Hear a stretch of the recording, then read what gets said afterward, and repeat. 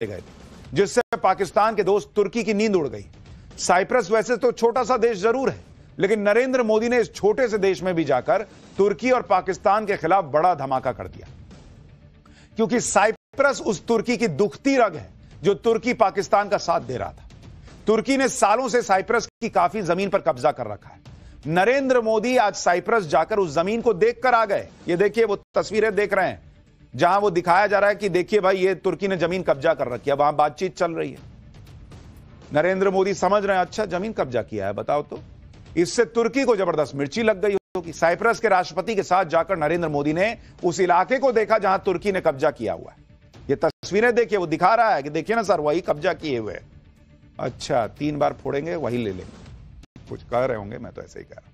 तस्वीरें तुर्की के लिए बड़ा मैसेज है कि अगर पाकिस्तान का साथ दोगे तो भारत भी खुलकर साइप्रस का साथ देगा। साइप्रस में सालों बाद कोई भारतीय प्रधानमंत्री पहुंचा है, लेकिन साइप्रस का रणनीतिक महत्व नरेंद्र मोदी ने समझा और ठीक उसी वक्त साइप्रस गए जब तुर्की पाकिस्तान का साथ दे रहा है। साइप्रस में प्रधानमंत्री मोदी का भव्य स्वागत हुआ। साइप्रस के राष्ट्रपति निकोस क्रिस्टोडेलिडोस ने खुद एयरपोर्ट पहुंचकर पीएम मोदी को रिसीव किया। यह अपने आप में बड़ा इशारा था, क्योंकि प्रोटोकॉल तोड़कर राष्ट्रपति का इस तरह स्वागत करना दिखाता है कि साइप्रस भारत को कितनी अहमियत दे रहा है। उसके बाद क्या हुआ, यह देखिए। साइप्रस की राजधानी निकोसिया की काउंसिल मेंबर माइकेला क्राइथ्रियोटी महाल्पा ने नरेंद्र मोदी का स्वागत करते हुए उनके पैर छू लिए। पैर छू लिए भाई, ये सब चल रहा है। साइप्रस में पीएम मोदी को वहां का सबसे बड़ा सम्मान दिया गया है। नरेंद्र मोदी ने साइप्रस का सबसे बड़ा सम्मान मिलने के बाद क्या कहा, एक बार वो भी सुनिए। हार्दिक अभिनंदन करता हूं, आभार व्यक्त करता हूं।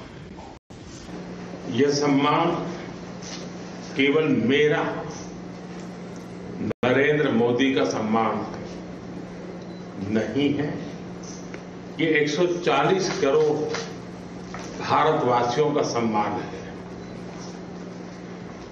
उनके सामर्थ्य और आकांक्षाओं का ये सम्मान है। ये हमारे देश के सांस्कृतिक भाईचारे और वसुधैव कुटुंबकम की विचारधारा का सम्मान है। आप सोचिए, नरेंद्र मोदी को यह सम्मान मिलना, भारत का सम्मान।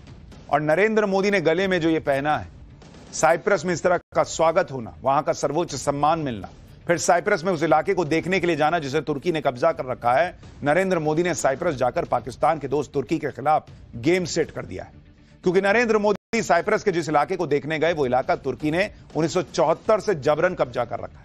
साइप्रस में तुर्की के अवैध कब्जे वाले इलाके के बॉर्डर पर जाकर पीएम मोदी ने तुर्की को कड़ा संदेश दे दिया। पीएम मोदी का सीधा मैसेज यही है कि तुर्की अगर पाकिस्तान का साथ देता रहेगा तो भारत भी चुप नहीं बैठेगा। तुर्की कश्मीर पर अक्सर बोलता रहता है और पाकिस्तान का साथ देता है, इसलिए तुर्की पर नरेंद्र मोदी ने अपने साइप्रस दौरे से ऐसा पलटवार किया कि तुर्की को हमेशा याद रहेगा। और इतना ही नहीं, यह भी याद रखिए कि साइप्रस यूरोपीय यूनियन का सदस्य देश है और यूरोपीय यूनियन से भारत की जो ये नजदीकियां हैं, वो ट्रंप के लिए भी मैसेज है कि दोस्त होगे तुम, लेकिन जिस तरह का व्यवहार कर रहे हो, भारत लगातार यूरोपीय यूनियन के और नजदीक जा रहा है।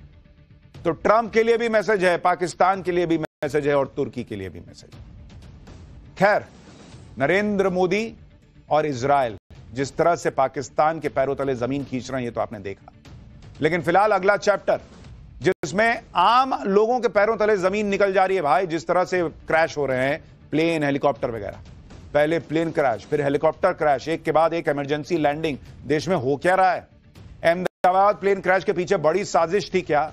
बाबा रामदेव जी ने जो कहा उसका सच क्या निकला? 47 दिन, 3 इमरजेंसी लैंडिंग, 2 क्रैश, केदारनाथ में हेलीकॉप्टर हादसों के पीछे का कारण क्या है? अब इसका चैप्टर खोल रहा हूं भाई। अहमदाबाद प्लेन क्रैश को 4 दिन तो बीत गए, लेकिन लोगों के दिमाग से प्लेन क्रैश की तस्वीरें निकल नहीं रही हैं। जिसने भी प्लेन क्रैश का वीडियो देखा है, वो अभी तक घबराए हुए हैं लोग भाई। जो रेगुलर हवाई यात्रा करते हैं वो तनाव में है कि भाई जाएं न जाएं फ्लाइट में, क्या करें। लोगों को टेंशन हो गई है और इस घबराहट की अपनी वजह भी है, क्योंकि एक तो अहमदाबाद प्लेन क्रैश में किसी ने सोचा नहीं था कि बोइंग ड्रीमलाइनर जैसे सुरक्षित विमान के साथ ऐसा भयानक हादसा हो जाएगा। दूसरी बात यह है कि जब से अहमदाबाद प्लेन क्रैश हुआ है तब से विमानों में गड़बड़ी की लगातार खबरें आ रही हैं। भाई कहीं प्लेन में तकनीकी खराबी हो रही है, कहीं इमरजेंसी लैंडिंग करानी पड़ रही है। अहमदाबाद में एयर इंडिया का जो विमान क्रैश हुआ वो बोइंग 787 ड्रीमलाइनर था। पिछले 2 दिन में बोइंग 787 ड्रीमलाइनर में तकनीकी गड़बड़ी की खबरें आ रही हैं। हांगकांग से दिल्ली आ रहे बोइंग 787 को बीच फ्लाइट से यू टर्न लेकर वापस हांगकांग में इमरजेंसी लैंडिंग करवानी पड़ी।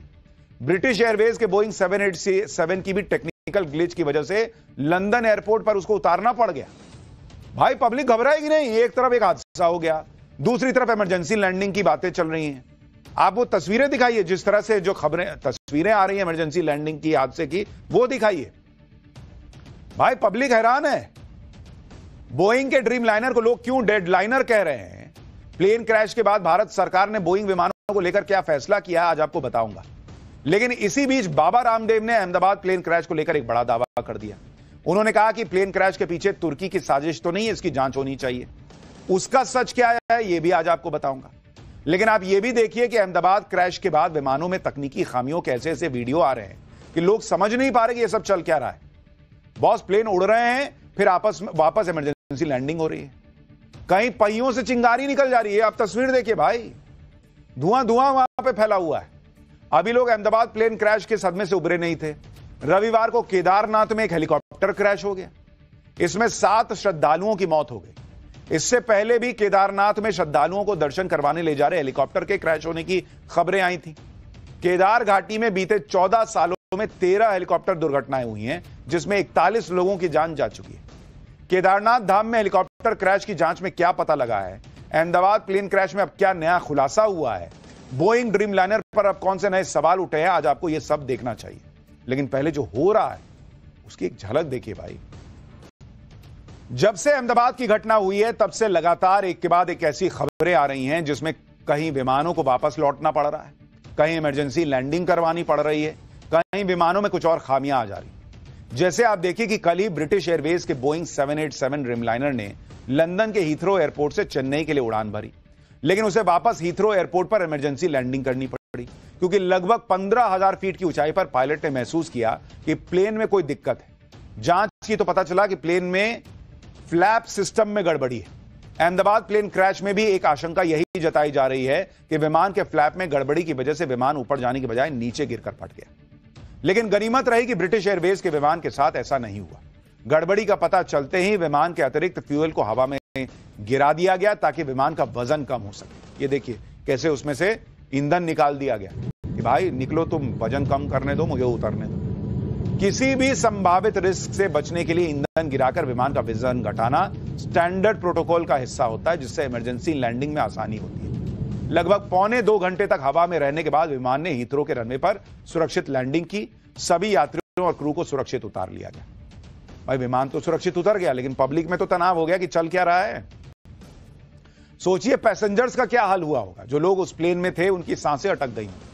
एक घटना हो तो समझ में आए, लगातार एक के बाद ऐसा हो रहा है। आज बोइंग के ड्रीमलाइनर से जुड़ी एक और डरा देने वाली खबर आई। एयर इंडिया की एक फ्लाइट ने आज सुबह हांगकांग से नई दिल्ली के लिए उड़ान भरी। एयर इंडिया का यह विमान भी बोइंग का बनाया हुआ 787 ड्रीमलाइनर ही था जो अहमदाबाद में क्रैश हुआ था, वही वाला, उसी कैटेगरी का था। विमान का टेक ऑफ तो स्मूथ था, लेकिन बीच रास्ते में विमान में तकनीकी खराबी का पता चला, जिसके बाद पायलट ने तुरंत फैसला किया कि विमान को वापस हांगकांग ले जाकर लैंड करवाए। इस दौरान पायलट और एयर ट्रैफिक कंट्रोल के बीच क्या बातचीत हुई, एक बार सुनिए आप। Technical reasons, sir, we'd like to stay closer to Hong Kong. Maybe we will come back and land back into Hong Kong once we sort out the problem. We don't want to continue further.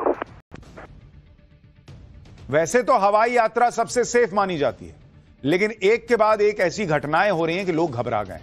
ये Boeing 787 Dreamliner तो तकनीकी खराबी के बावजूद उड़ान भरने के कुछ समय बाद वापस हांगकांग लौट आया। लेकिन आप अंदाजा लगाइए कि जब पायलट ने अनाउंसमेंट की होगी तो विमान में तकनीकी खराबी आ गई है, तो फ्लाइट में सवार यात्रियों की धड़कनें कैसे बढ़ गई हो। पहले अहमदाबाद प्लेन क्रैश और अब इन 2 नई घटनाओं ने बोइंग विमानों की सुरक्षा पर गंभीर सवाल उठा दिए। अहमदाबाद हादसे के बाद भारतीय विमानन एजेंसी नागर विमानन महानिदेशालय यानी डीजीसीए ने एयर इंडिया के बोइंग 787 ड्रीमलाइनर बेड़े की सुरक्षा जांच के आदेश दिए। इसमें कहा गया कि बोइंग के 787-8 और 787-9 विमानों